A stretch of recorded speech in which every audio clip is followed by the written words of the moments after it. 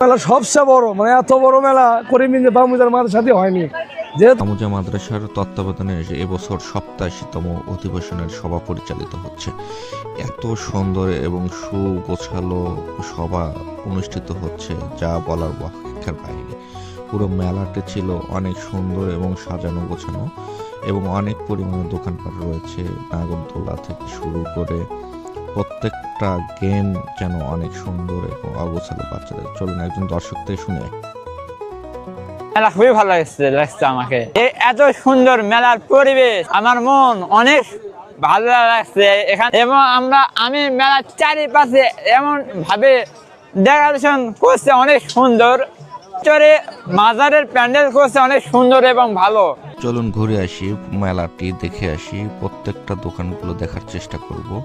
ভিডিওর সাথে থাকুন। ধন্যবাদ সকলকে।